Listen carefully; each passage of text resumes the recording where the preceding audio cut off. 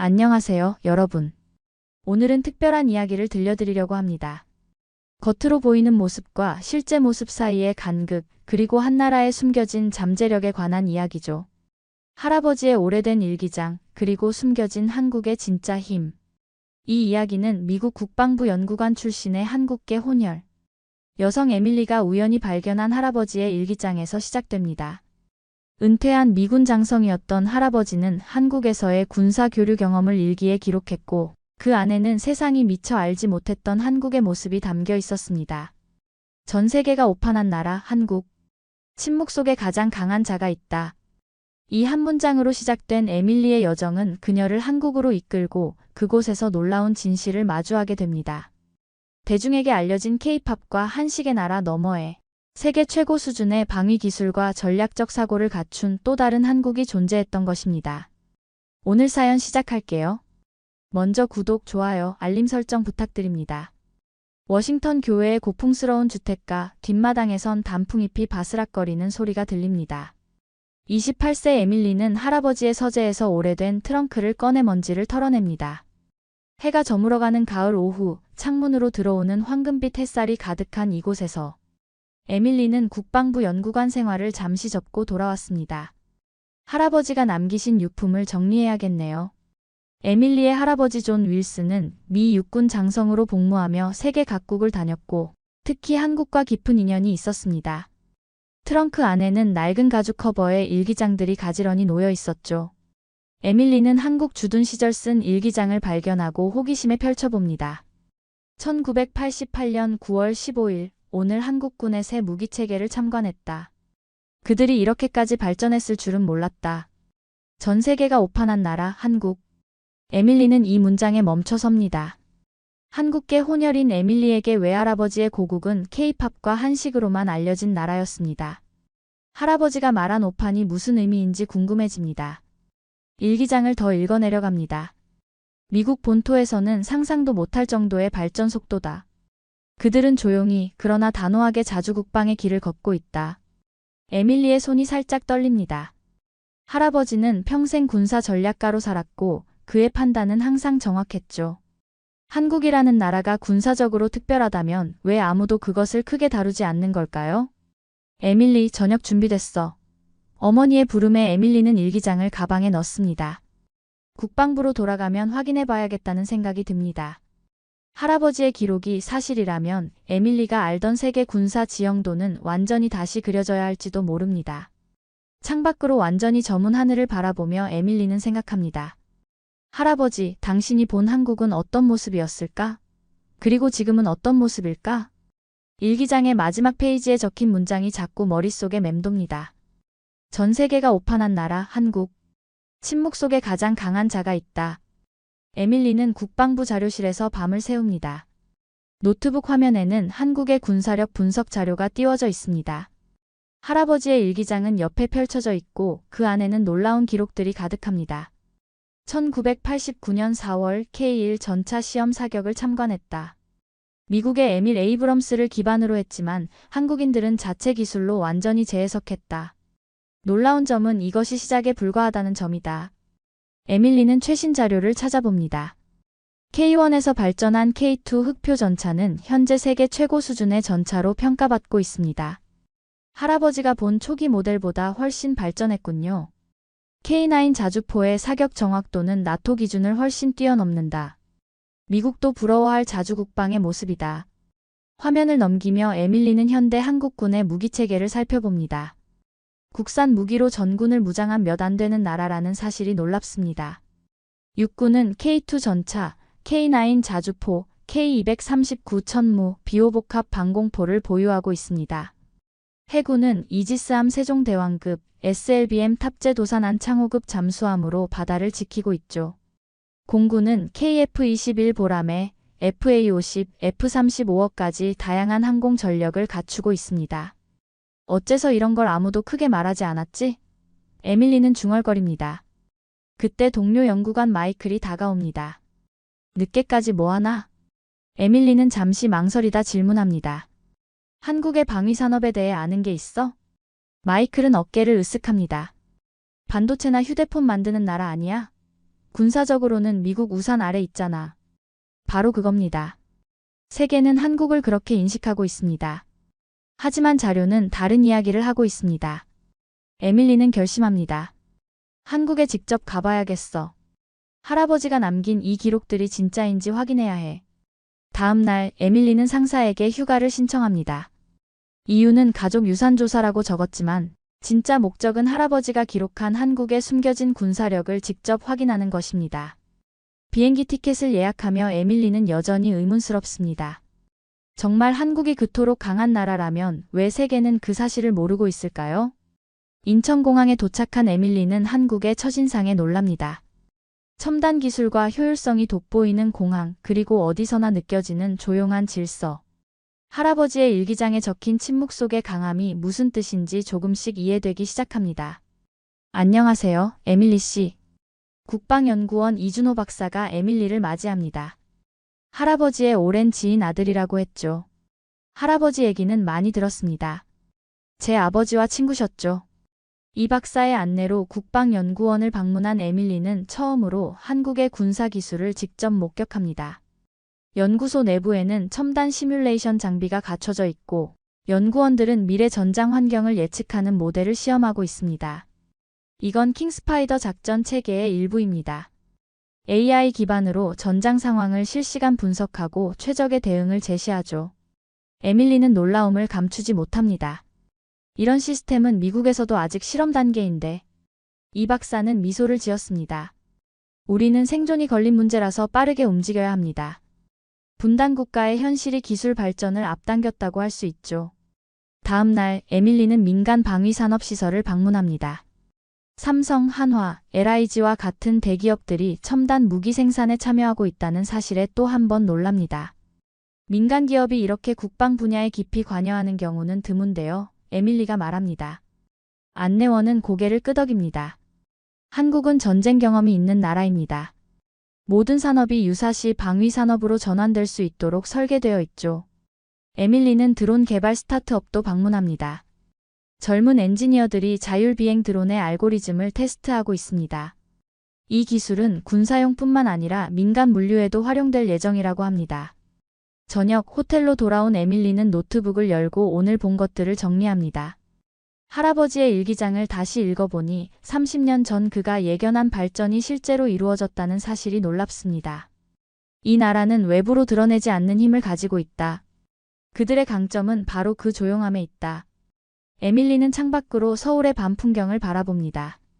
화려한 네온사인 너머로 보이는 산들, 그 어딘가에 한국의 진짜 힘이 숨겨져 있을 것입니다. 다음 날 아침 에밀리는 국방 전문가 김태준 교수와의 인터뷰를 위해 서울대학교로 향합니다. 전직 국방부 정책실장이었던 김 교수는 한국의 방위 전략에 대한 해박한 지식을 가지고 있다고 합니다. 연구실에 들어서자 벽에는 세계 각국의 군사 전략을 분석한 도표가 붙어 있습니다. 김 교수는 따뜻한 차를 내오며 대화를 시작합니다. 윌슨 장군님의 손녀분이군요. 반갑습니다. 할아버지께서는 한국 방위 산업의 초창기를 지켜보신 소중한 증인이셨죠. 에밀리는 궁금했던 점을 바로 물어봅니다.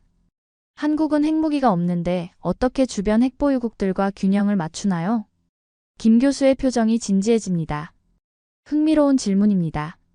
사실 한국은 원한다면 7일 내에 핵무기를 제조할 수 있는 기술적 역량을 갖추고 있습니다. 에밀리의 눈이 커집니다. 일주일이요? 김 교수는 고개를 끄덕입니다.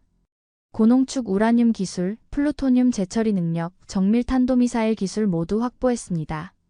다만 우리는 국제사회의 책임 있는 일원으로서 핵무기 개발을 자제하고 있을 뿐이죠. 대신 한국은 핵 없는 억제력을 추구한다고 합니다. 현무포 초정밀 미사일과 SLBM 잠수함발 사탄도미사일은 재래식, 탄두로도 적국의 지휘부를 정확히 타격할 수 있는 능력을 갖추고 있다는 것입니다. 재래식 무기로 핵에 버금가는 억제력을 구축하는 것, 이것이 우리의 전략입니다. 점심 후 에밀리는 김 교수의 소개로 전시작전 통제권 이양 준비 현장을 방문합니다. 한국군이 전시의 자국군 지휘권을 완전히 행사하기 위한 준비 과정을 보며 에밀리는 다시 한번 놀랍니다. 할아버지는 언제부터 이 모든 것을 알고 계셨던 걸까요? 에밀리는 중얼거립니다. 저녁 호텔로 돌아온 에밀리는 노트북에 오늘의 발견을 기록합니다. 핵 없는 억제력, 7일 내 핵무기 제조 가능, 전시작전 통제권. 이 단어들이 의미하는 바는 분명합니다. 한국은 표면적으로 보이는 것보다 훨씬 강한 나라라는 사실입니다. 창밖으로 빌딩 숲을 바라보며 에밀리는 생각합니다. 이 평화로운 도시 아래에 세계가 미처 알지 못하는 강력한 힘이 숨겨져 있다는 것을 말입니다. 다음 날 에밀리는 강남의 한 카페에서 폴란드 출신 전쟁 전문 기자 마르첼라를 만납니다.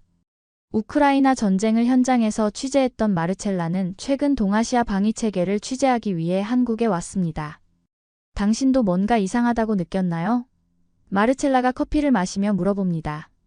이 나라에 대해 세계가 아는 것과 실제 모습 사이에는 큰 차이가 있어요. 에밀리는 고개를 끄덕입니다. 할아버지의 일기장을 통해 그 사실을 알게 됐어요. 근데 왜 이런 사실이 널리 알려지지 않은 걸까요? 마르첼라는 창밖을 바라보며 대답합니다. 그게 바로 한국의 전략이에요. 그들은 조용히 강해지는 것을 선택했죠. 드러내지 않는 힘, 그것이 동양의 지혜라고 할까요? 마르첼라는 폴란드로 돌아가면 한국의 민방위 시스템을 본보기로 삼은 프로그램을 제안할 계획이라고 합니다. 유럽은 냉전 이후 평화에 너무 익숙해져서 우크라이나 전쟁이 시작되었을 때 준비가 안 되어 있었다는 것입니다. 우린 지금 서울처럼 되고 싶어요. 전쟁을 준비하되 평화를 사는 나라. 한국의 예비군 체계, 민방위 훈련, 벙커 시스템은 유럽이 이제야 도입하려는 것들이에요. 마르첼라의 말은 에밀리에게 깊은 인상을 남깁니다. 한국은 전쟁의 상처를 딛고 일어서 평화를 유지하면서도 방위력을 키워온 유례 없는 나라였습니다. 오후에 두 사람은 서울 시내의 민방위 벙커를 방문합니다. 평범한 지하철역이 유사시에는 방공호로 전환될 수 있도록 설계되어 있습니다. 도시 전체가 유사시를 대비한 이중구조로 지어졌다는 사실이 놀랍습니다. 폴란드에서는 우크라이나 전쟁 이후에야 이런 시설을 짓기 시작했어요. 한국은 수십 년 동안 이런 준비를 해왔죠. 저녁 한강변을 걸으며 마르첼라는 에밀리에게 조언합니다. 이 이야기를 세상에 알려야 해요. 평화를 위한 준비가 얼마나 중요한지, 한국의 사례가 세계에 주는 교훈은 무엇인지 말이죠. 에밀리는 할아버지의 일기장을 떠올립니다. 할아버지도 같은 생각을 했을 것입니다. 한국의 진정한 모습을 세계가 알아야 한다고. 내일 대전에서 국제방산 전시회가 열린다고 하더군요. 거기서부터 시작해볼까요? 에밀리가 제안합니다. 마르첼라는 환하게 웃으며 동의합니다. 좋은 생각이에요. 진실은 항상 밝혀질 필요가 있으니까요. 대전 국제방산 전시회 디펜스 엑스포는 예상보다 훨씬 규모가 컸습니다. 전시장을 가득 메운 첨단 무기 시스템들, 세계 각국에서 온 군사 전문가들, 그리고 자랑스럽게 기술을 선보이는 한국 방산 기업들이 눈길을 끕니다. 놀랍네요. 에밀리가 말합니다. 이렇게 많은 국가들이 한국 무기를 구매하러 왔다니. 마르첼라는 고개를 끄덕입니다. 폴란드도 K9 자주포와 FA-50 경공격기를 대량 주문했어요. 우크라이나 전쟁 이후 유럽은 방위력 강화에 나섰고 한국 무기가 최고의 선택지로 떠올랐죠. 전시장 한편에서는 실물 시연이 진행되고 있습니다. 에밀리는 드론 자율 공격 시스템을 지켜보며 감탄합니다. 인공지능으로 통제되는 드론이 목표물을 정확히 식별하고 타격하는 모습이 놀랍습니다. 이건 단순히 군사력이 아니라 기술과 의지, 그리고 문화가 만든 시스템이에요. 에밀리가 감탄합니다. K9 자주포 시험 부스에서는 가상현실 체험이 가능했습니다. 헤드셋을 쓰고 조준 시스템을 직접 조작해본 에밀리는 그 정교함에 다시 한번 놀랍니다. 40km 밖의 목표물을 이렇게 정확히 타격할 수 있다니. KF-21 보람의 전투기 조종석을 체험해본 후 에밀리는 확신합니다.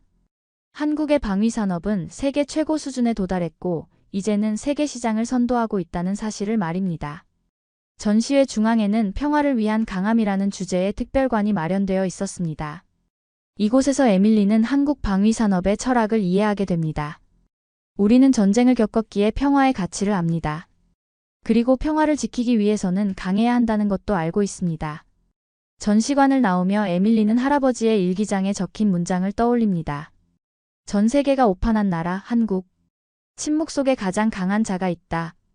이제 그 의미를 완전히 이해할 수 있었습니다. 한국은 조용히 그러나 확실하게 스스로를 지킬 수 있는 나라로 성장했습니다. 그리고 이제는 그 기술과 경험을 세계와 나누고 있는 것입니다. 이 이야기를 세계에 알려야겠어요. 에밀리가 마르첼라에게 말합니다. 그리고 제가 알고 있는 가장 좋은 방법이 있어요. 워싱턴으로 돌아온 에밀리는 국방부 연구관들 앞에서 발표 준비를 합니다. 제목은 침묵의 강자 재평가되어야 할 한국의 군사 역량입니다. 발표장에는 군 고위 관계자들과 정책 입안자들이 모여 있습니다. 오늘 저는 세계가 오판하고 있는 한 나라에 대해 이야기하고자 합니다.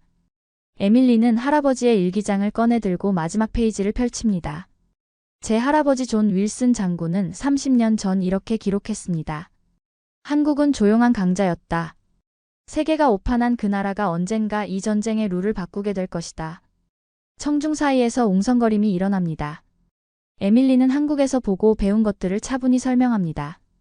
K2 전차와 K9 자주포의 세계적 경쟁력, KF-21 보람의 전투기의 기술적 우수성, 그리고 핵 없는 억제력이라는 전략적 접근법까지.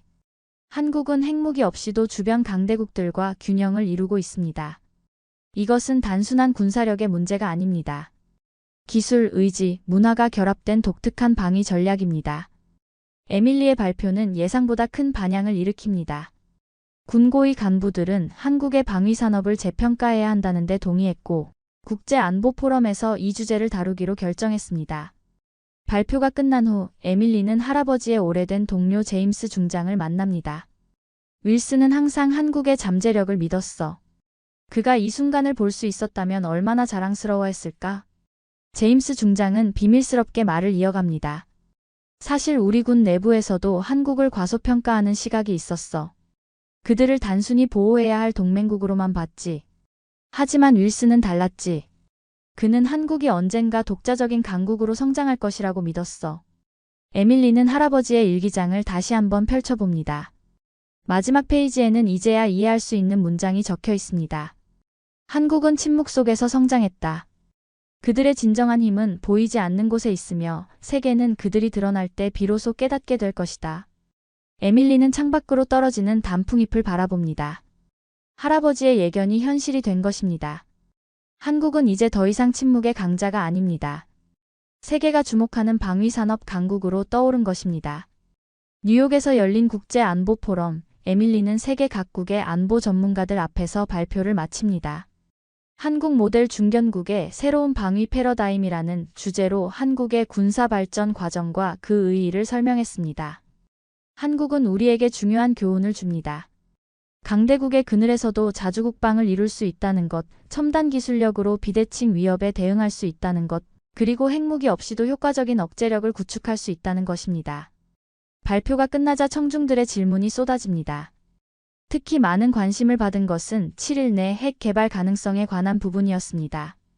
이것이 단순한 추측인지 실제 역량인지에 대한 논쟁이 일었습니다. 기술적 역량과 실행 의지는 별개의 문제입니다. 한국은 평화적 기술 발전을 선택했고 그것이 세계 평화에 기여한다고 믿습니다. 에밀리가 답변합니다. 포럼 이후 전 세계 외신들은 앞다투어 한국의 방위 산업을 재조명하는 기사를 내보냅니다. K방산 더 이상 동맹의 그림자가 아니다. 한국 핵 없는 전략 균형자의 시대를 연다. 조용한 강자의 부상. 세계 안보 지형을 바꾸는 한국과 같은 헤드라인이 눈에 띕니다. 에밀리는 서울의 이준호 박사에게서 메시지를 받습니다. 에밀리 씨 덕분에 우리 스스로도 몰랐던 강점을 깨닫게 되었습니다. 한국에 다시 오시면 꼭 연락주세요.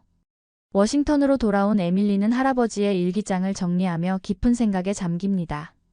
겉으로는 조용하지만 내면의 힘이 강한 나라, 그것이 바로 할아버지가 본 한국의 모습이었습니다. 그리고 이제 세계가 그 사실을 알게 되었습니다. 국방부로 복귀한 에밀리 앞에 놀라운 제안이 도착합니다. 한미 방위산업 협력 태스크포스 책임자로 일해달라는 것입니다. 이 자리는 양국의 방위산업 협력을 새로운 차원으로 끌어올릴 중요한 포지션입니다. 할아버지라면 어떤 선택을 하셨을까요? 에밀리는 할아버지의 사진을 바라보며 중얼거립니다. 그때 갑작스럽게 할아버지의 서재에서 발견한 또 다른 일기장이 떠오릅니다. 그동안 미처 읽지 못했던 마지막 일기장입니다. 에밀리는 서둘러 일기장을 펼칩니다. 2015년 6월 10일 오늘 마지막 일기를 쓴다. 한국은 이제 더 이상 도움이 필요한 나라가 아니다. 그들은 자신의 힘으로 서게 되었다. 내가 걱정하는 것은 오히려 세계가 한국의 진정한 모습을 언제 깨닫게 될 것인가 하는 점이다. 나의 손녀 에밀리가 이 일기를 읽게 된다면 알아두었으면 한다. 진정한 평화는 준비된 자에게만 찾아온다. 한국은 그것을 온몸으로 체득한 나라다. 에밀리의 눈에 눈물이 고입니다. 할아버지는 이미 알고 계셨습니다. 에밀리가 이 여정을 떠날 것을, 그리고 세계가 한국의 진짜 모습을 알게 될 것을 말입니다. 기자회견장, 에밀리는 한미방위산업협력 태스크포스 책임자로서 첫 발표를 시작합니다. 오늘 저는 우리가 오랫동안 오해했던, 그러나 이제는 전략적 파트너로 재발견하게 된 나라에 대해 이야기하고자 합니다. 그들은 침묵했기에 더 강했고 숨겼기에 더 놀라웠습니다. 이제는 세계가 그들을 주목합니다. 그 나라의 이름은 한국입니다. 창밖으로 떨어지는 벚꽃 잎을 바라보며 에밀리는 미소 짓습니다. 할아버지가 남긴 유산은 에밀리를 통해 세상을 조금 더 안전하게 만들어가고 있습니다. 그리고 한국은 더 이상 침묵의 강자가 아닌 세계가 인정하는 전략적 야수로 깨어나고 있습니다. 안녕하세요, 여러분. 오늘은 정말 놀라운 이야기를 들려드리려고 합니다. 미국 방산업계에서 일어난 전례 없는 사건, 바로 한국 기업 한화가 미국 방산시장의 문을 활짝 열어젖힌 이야기죠. 미국 국방 전문지 기자 에밀리 존슨이 직접 취재하며 겪은 충격과 감동을 그대로 전해드릴 예정입니다. 세계에서 가장 폐쇄적이고 까다롭기로 유명한 미국 방산시장에서 한국 기업이 어떻게 100% 신뢰를 얻게 되었는지 그 놀라운 과정을 함께 지켜보시죠. 미국 현지에서 벌어진 실제 상황들과 숨겨진 이야기들이 여러분을 깜짝 놀라게 할 겁니다. 이제 우리나라가 세계 방산업계에서 어떤 위치에 서게 되었는지 확인해 보세요. 그럼 시작하기 전에 구독과 좋아요, 그리고 알림 설정 부탁드려요. 워싱턴 DC 국방 전문지 사무실에서 에밀리 존슨은 컴퓨터 화면을 뚫어지게 바라보고 있었습니다. 방산업계에서 15년간 일해온 그녀도 이런 소식은 처음이었죠. 외국인 투자심의위원회인 CPUS가 한국 기업의 미국 조선소 인수를 승인했다는 뉴스가 화면에 떠 있었습니다. 에밀리는 깊은 한숨을 쉬며 의자에 등을 기댔습니다. 이건 정말 믿을 수 없어. 그녀의 머릿속에는 수많은 의문이 꼬리를 물고 일어났습니다. 미국 방산업계는 세계에서 가장 보수적이고 폐쇄적인 곳으로 유명했거든요. 특히 조선 분야는 국가 안보와 직결되는 핵심 산업이었습니다. 동료 기자 톰이 커피 한 잔을 들고 다가왔습니다. 에밀리, 한화 이야기 들었어? 정말 대단한 일이야. 톰의 목소리에는 믿기 어렵다는 뉘앙스가 묻어났습니다. 에밀리는 고개를 끄덕이며 답했습니다. 응, 나도 지금 자료를 찾아보고 있어. CPUS가 이렇게 쉽게 승인해준 경우는 거의 없거든. CPUS는 미국의 국가 안보에 영향을 줄 수 있는 외국 투자를 심사하는 기관입니다. 특히 중국이나 러시아 같은 경쟁국 기업들의 투자는 철저히 차단해왔죠. 그런데 한국 기업에게는 문이 활짝 열린 거였습니다. 에밀리는 과거 사례들을 뒤져보기 시작했습니다. 잠깐, 이게 맞나? 에밀리의 눈이 커졌습니다. 한화가 인수한 오스탈 조선소는 미국 해군의 핵심 전투함을 건조하는 곳이었거든요. 최신 이지스함과 알래스카급 쇄빙선까지 맡고 있는 전략적 요충지였습니다. 이런 곳을 외국 기업에게 맡긴다는 것은 상상할 수 없는 일이었죠. 에밀리는 펜을 돌리며 생각에 잠겼습니다. 도대체 한화가 뭐길래 이런 대우를 받는 거지? 그녀의 기자 본능이 꿈틀거리기 시작했습니다. 이건 단순한 기업 인수가 아니라 미국 방산업계의 판도를 바꿀 수 있는 역사적 사건이었습니다. 에밀리는 편집장실로 걸어갔습니다. 편집장님, 한화 오스탈 인수건으로 특집 기사를 써보면 어떨까요? 편집장 마이클은 안경을 벗으며 고개를 끄덕였습니다. 좋은 아이디어야. 현장 취재도 해보고. 에밀리의 얼굴에 미소가 번졌습니다. 이제 진짜 이야기를 파헤쳐볼 시간이었습니다. 3일 후 에밀리는 엘라베마주 모빌 공항에 도착했습니다. 습한 남부 날씨가 그녀를 맞이했죠. 택시 창문 너머로 보이는 풍경은 전형적인 미국 남부 소도시의 모습이었습니다. 하지만 이곳에는 미국 해군의 미래를 좌우할 중요한 조선소가 있었습니다. 오스탈 조선소 앞에 도착한 에밀리는 잠시 멈춰 섰습니다. 거대한 크레인들이 하늘을 찌를 듯 솟아있고 멀리서 용접 불꽃이 번쩍이는 모습이 보였습니다. 여기서 미국 해군 최고의 전함들이 만들어지는구나. 에밀리는 감탄사를 내뱉으며 취재 수첩을 꺼냈습니다. 조선소 입구 근처 카페에서 에밀리는 현지 직원들과 대화를 나누기 시작했습니다. 30년 경력의 용접공 빌 스미스가 가장 먼저 입을 열었습니다. 한화가 온 다음부터 모든 게 달라졌어요. 급여도 올랐고 작업 환경도 훨씬 좋아졌거든요. 어떤 점이 가장 달라졌나요? 에밀리가 물었습니다. 빌은 커피잔을 내려놓으며 말했습니다. 한국 사람들은 정말 체계적이에요. 모든 일에 계획이 있고 약속한 시간을 절대 어기지 않아요. 예전 경영진과는 완전히 다르죠. 또 다른 직원인 메리 존슨도 거들었습니다. 처음엔 걱정이 많았어요. 외국 회사가 와서 일자리를 줄이는 건 아닌가 해서요. 그런데 오히려 일자리가 늘었어요. 새로운 기술도 배우고 있고요. 에밀리는 이런 증언들을 하나하나 메모해 나갔습니다. 오후에는 미국 해군 관계자와의 인터뷰가 예정되어 있었습니다. 신분을 밝히지 않기로 한 해군 대령은 조심스럽게 입을 열었습니다. 솔직히 말해서 처음엔 의구심이 있었습니다. 하지만 한화의 작업 결과를 보고 나서는 생각이 완전히 바뀌었어요. 구체적으로 어떤 부분이 좋았나요? 에밀리가 추가 질문을 던졌습니다. 대령은 잠시 생각하더니 말했습니다. 무엇보다 시간을 지킨다는 점이에요. 납기 일정을 한 번도 어긴 적이 없어요. 그리고 품질 관리도 완벽하죠. 우리가 요구하는 군사 규격을 100% 맞춰줍니다. 에밀리는 이 대화에서 핵심을 찾아냈습니다. 한화가 단순히 기업을 인수한 게 아니라 미국식 시스템에 한국식 효율성을 더한 새로운 모델을 만들어낸 것이었습니다. 호텔로 돌아가는 길에 그녀는 생각했습니다. 이건 정말 특별한 이야기가 될 것 같은데. 다음 날 아침 에밀리는 워싱턴으로 돌아와 국방부 건물 앞에 서 있었습니다. 펜타곤의 위험 있는 모습이 그녀를 압도했지만 기자로서의 사명감이 더 컸습니다. 오늘은 국방부 내부 관계자들과의 인터뷰가 예정되어 있었거든요. 국방부 조달청 부서장 제임스 윌리엄스와의 만남은 예상보다 험난했습니다. 그는 처음부터 방어적인 태도를 보였습니다. 한화 건은 이미 모든 절차를 거쳐 승인된 사안입니다. 더 말할 것도 없어요. 하지만 에밀리는 포기하지 않았습니다. 그래도 일부 경쟁 업체들에서는 불만이 있다고 들었는데요. 에밀리의 질문에 윌리엄스의 표정이 굳어졌습니다. 물론 초기에는 그런 목소리들이 있었죠. 하지만 결과가 모든 것을 말해줍니다. 한화는 우리의 기대를 뛰어넘는 성과를 보여주고 있어요. 에밀리는 더 깊이 파고들었습니다. 구체적으로 어떤 불만들이 있었나요? 윌리엄스는 잠시 망설이더니 입을 열었습니다. 일부 미국 기업들은 왜 한국 기업에게만 이런 기회를 주느냐고 했습니다. 하지만 우리는 철저히 실력으로 평가했어요. 점심시간에 에밀리는 국방부 카페테리아에서 우연히 보안 담당 관리자를 만났습니다. 익명을 조건으로 한 그의 증언은 충격적이었습니다. 처음 한화가 들어올 때 보안 검증 과정이 정말 까다로웠어요. 6개월 동안 모든 것을 조사했죠. 어떤 부분들을 조사했나요? 에밀리가 물었습니다. 관리자는 주변을 둘러보더니 조용히 말했습니다. 기술 유출 가능성, 중국과의 연결고리, 북한과의 관계까지 모든 것을 샅샅이 뒤졌어요. 결과는 완벽했습니다. 한화는 순수 한국 기업이고 보안상 전혀 문제가 없었어요.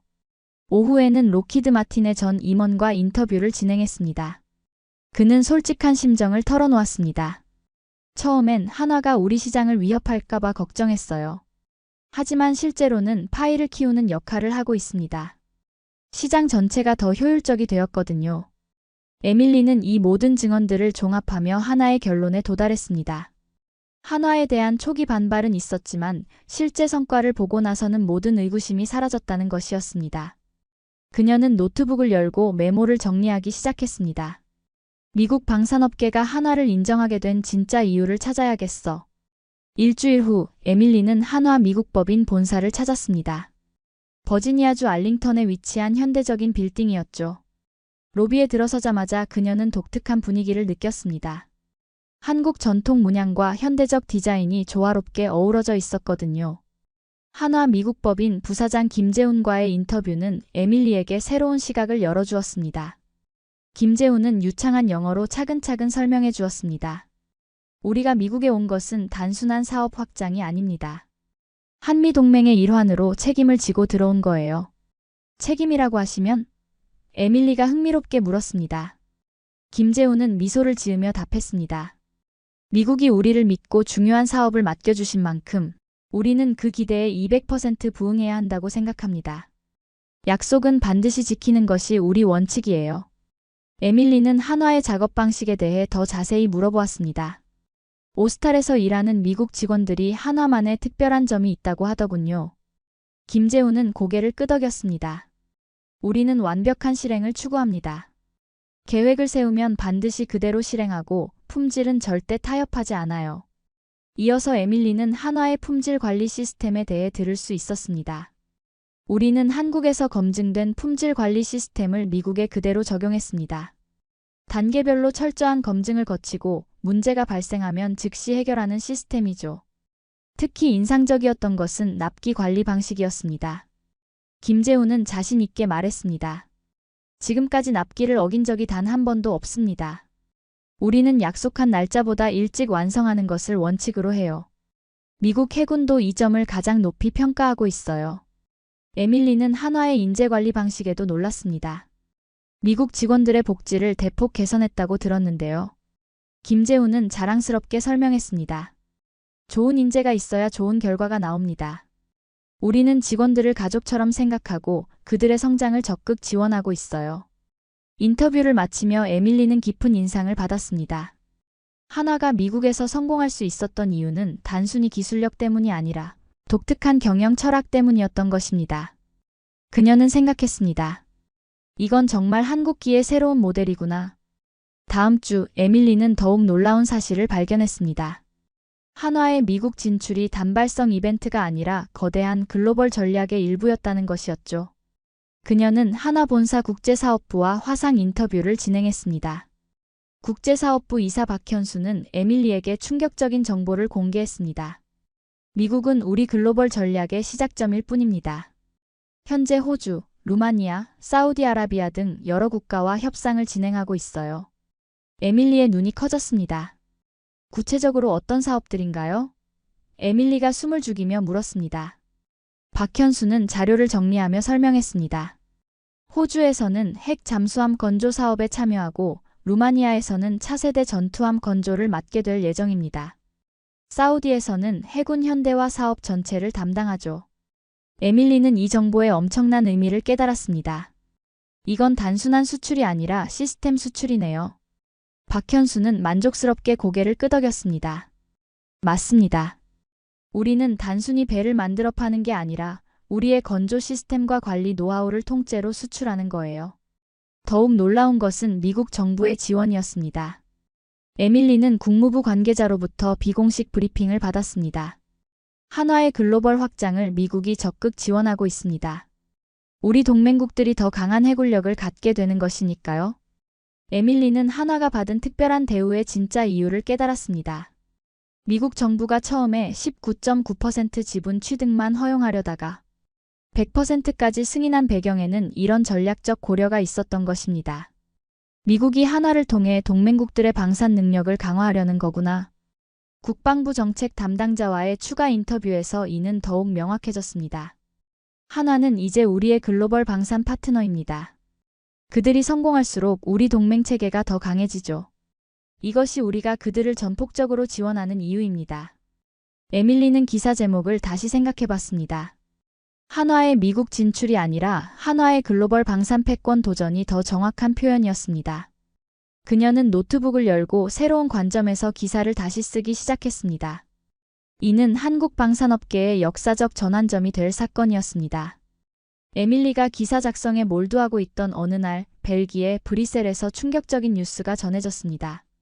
나토 사무총장 마르크 류테가 긴급 기자회견을 열고 회원국들의 방위비 목표를 현재 GDP 2%에서 5%로 상향 조정한다고 발표한 것이었습니다. 에밀리는 즉시 이 발표의 의미를 파악했습니다. 이건 한화에게 엄청난 기회가 될 거야. 그녀는 서둘러 나토 본부에 전화를 걸어 추가 정보를 요청했습니다. 나토 대변인은 이번 결정의 배경을 설명해 주었습니다. 현재 국제 안보 환경의 변화로 인해 회원국들의 방어 능력 강화가 시급한 상황입니다. 특히 해군력 증강이 최우선 과제로 부상했어요. 에밀리는 이 말에서 핵심을 찾아냈습니다. 해군력 증강이라는 것은 곧 군함 건조 수요의 폭증을 의미했거든요. 에밀리는 즉시 유럽 방산업계 전문가들과 연락을 취했습니다. 런던 국제전략연구소의 해군 전문가 데이비드 윌슨은 흥미로운 분석을 제공했습니다. 유럽 조선소들은 이미 포화 상태입니다. 이런 대규모 주문을 소화할 수 있는 곳은 많지 않아요. 그럼 어디서 해결책을 찾을 수 있을까요? 에밀리가 물었습니다. 윌슨은 망설임 없이 답했습니다. 한국입니다. 특히 하나 같은 기업들이 유럽 시장에 본격 진출할 절호의 기회가 될 것 같아요. 에밀리는 하나 본사에 긴급 연락을 취했습니다. 박현수 이사는 이미 이 상황을 예상하고 있었다고 말했습니다. 우리는 작년부터 유럽 진출을 준비해왔습니다. 나토의 이번 발표는 우리 계획에 날개를 달아준 셈이에요. 더욱 놀라운 것은 미국 정부의 반응이었습니다. 국방장관 로이드 오스틴은 성명을 통해 동맹국들의 방산 능력 강화를 위해 모든 지원을 아끼지 않겠다고 밝혔습니다. 이는 사실상 한화의 유럽 진출을 공식 지원한다는 의미였습니다. 에밀리는 이 모든 상황을 종합하며 깨달았습니다. 한화의 미국 진출이 단순한 사업 확장이 아니라 글로벌 방산 시장의 지각 변동을 일으킬 시발점이었다는 것을 말이죠. 그녀는 기사 제목을 다시 한번 수정했습니다. 이제는 한화가 바꾸는 세계 방산업계의 미래가 적절한 표현이었습니다. 나토 발표 이후 일주일 뒤 에밀리는 워싱턴의 유명한 싱크탱크인 전략국제문제연구소를 찾았습니다. 이곳에서 한국 방산업계의 부상에 대한 특별 세미나가 열렸거든요. 참석자들은 모두 미국 방산업계의 핵심 인사들이었습니다. 세미나 발표자인 해군 전략 전문가 제임스 홈즈 박사는 충격적인 분석을 제시했습니다. 한국은 이제 단순한 동맹국이 아닙니다. 미국과 대등한 방산 파트너로 성장했어요. 특히 조선 분야에서는 오히려 우리가 배워야 할 점이 많습니다. 에밀리는 이 발언에 깜짝 놀랐습니다. 미국 전문가가 한국을 대등한 파트너라고 표현한 것은 전례 없는 일이었거든요. 홈즈 박사는 계속해서 설명했습니다. 한화의 성공은 우연이 아닙니다. 철저한 품질 관리와 시간 준수, 그리고 혁신적 기술의 결합이 만들어낸 결과죠. 세미나 후 개별 인터뷰에서 홈즈 박사는 더욱 솔직한 평가를 들려주었습니다. 솔직히 처음에는 의구심이 있었어요. 하지만 한화가 오스탈에서 보여준 성과를 보고 나서는 생각이 완전히 바뀌었습니다. 이들은 우리보다 더 체계적이고 효율적이에요. 또 다른 참석자인 국방대학교 교수 마이클 그린은 한화의 특별함을 다른 각도에서 분석했습니다. 한화는 기술력뿐만 아니라 경영 철학이 다릅니다. 장기적 관점에서 신뢰를 쌓아가는 방식이 미국 기업들과는 확연히 다르죠. 에밀리는 국방부 고위 관계자와의 비공개 인터뷰에서 더욱 놀라운 사실을 알게 되었습니다. 한화에 대한 우리의 신뢰도는 100점 만점에 98점입니다. 이는 미국 기업들과 비교해도 최상위 수준이에요. 구체적으로 어떤 부분이 그렇게 높은 평가를 받는 건가요? 에밀리가 물었습니다. 관계자는 자료를 정리하며 답했습니다. 첫째는 약속 이행률이 100%라는 점, 둘째는 품질 불량률이 0.1% 미만이라는 점, 셋째는 보안 사고가 단 한 건도 없다는 점입니다. 에밀리는 이런 수치들이 얼마나 놀라운 것인지 잘 알고 있었습니다. 일반적으로 방산업체들의 약속 이행률은 80% 정도, 품질 불량률은 2-3%가 평균이었거든요. 한화는 이 모든 지표에서 압도적인 성과를 보여주고 있었습니다. 마지막으로 에밀리는 한화의 미래 전망에 대해 물어봤습니다. 관계자는 확신에 찬 목소리로 답했습니다. 한화는 이제 우리의 글로벌 방산 전략에서 핵심 파트너입니다. 나토 확장, 인도태평양 전략 모든 곳에서 한화와 함께할 예정이에요. 에밀리는 인터뷰를 마치고 나서 깊은 감동을 받았습니다. 한국 기업이 미국에서 이런 평가를 받는다는 것이 믿기지 않았거든요. 그녀는 자신의 편견을 인정해야 했습니다. 처음에는 한화를 의심스럽게 봤지만 이제는 진심으로 존경하게 되었습니다. 3개월간의 취재를 마치고 에밀리는 자신의 사무실에서 마지막 기사를 작성하고 있었습니다. 컴퓨터 화면에는 한국 한화 세계 방산업계의 게임 체인저가 되다라는 제목이 떠 있었습니다. 그녀의 손가락이 키보드 위에서 잠시 멈췄습니다. 에밀리는 지난 3개월을 되돌아봤습니다. 처음 한화 소식을 접했을 때의 의구심, 현장에서 만난 사람들의 증언, 그리고 자신의 편견이 무너지는 과정까지. 모든 것이 마치 영화 같았습니다. 그녀는 깊은 숨을 쉬고 타이핑을 시작했습니다. 3개월 전만 해도 나는 한국 기업의 미국 방산업계 진출을 반신반의했다. 하지만 이제는 확신한다. 한화는 단순히 미국 시장에 진출한 것이 아니라 세계 방산업계의 새로운 표준을 제시하고 있다. 에밀리는 자신이 목격한 변화들을 하나씩 기록해 나갔습니다. 미국 해군의 한화에 대한 신뢰, 현지 직원들의 만족도, 그리고 무엇보다 미국 정부의 전폭적 지원까지. 이 모든 것들이 한화의 특별함을 증명하고 있었습니다. 한화의 성공 비결은 기술력만이 아니었다. 그들만의 독특한 경영 철학과 완벽주의적 성향, 그리고 약속에 대한 절대적 신뢰가 미국인들의 마음을 사로잡았다. 이제 한국은 전자제품과 자동차뿐만 아니라 방산 분야에서도 세계를 선도하는 국가가 되었다. 에밀리는 나토의 방위비 증액 발표와 그로 인한 기회들에 대해서도 언급했습니다. 앞으로 5년간 전 세계 방산 시장은 폭발적으로 성장할 것이다. 그리고 그 중심에는 한화가 있을 것이다. 미국이 먼저 인정한 한화의 역량이 이제 전 세계로 확산되고 있다. 기사의 마지막 부분에서 에발리는 자신의 솔직한 심경을 털어놓았습니다. 기자로서 15년간 방산업계를 지켜봤지만 이런 극적인 변화는 처음이다. 한화는 단순한 기업이 아니라 한국의 국력을 보여주는 상징이 되었다. 그리고 미국이 그 가치를 가장 먼저 알아봤다. 에밀리는 마지막 문장을 타이핑했습니다. K방산, 이제는 세계의 방패가 된다. 그리고 미국이 그 첫 번째 파트너가 되었다. 기사를 완성하고 나서 에밀리는 만족스럽게 미소 지었습니다. 이는 단순한 기사가 아니라 역사의 한 페이지를 기록한 것이었습니다. 편집장 마이클이 다가와서 말했습니다. 에밀리, 정말 훌륭한 기사야. 이건 올해 최고의 특종이 될 것 같아. 에밀리는 고개를 끄덕이며 답했습니다. 한화의 이야기는 이제 시작일 뿐이에요. 앞으로 더 놀라운 일들이 기다리고 있을 거예요. 그날 밤 에밀리는 집으로 돌아가는 길에 생각했습니다. 한국이라는 나라와 한화라는 기업에 대한 자신의 인식이 완전히 바뀌었다는 것을. 이제 그녀는 한국을 단순한 아시아 국가가 아니라 세계를 이끌어가는 혁신 국가로 보게 되었습니다.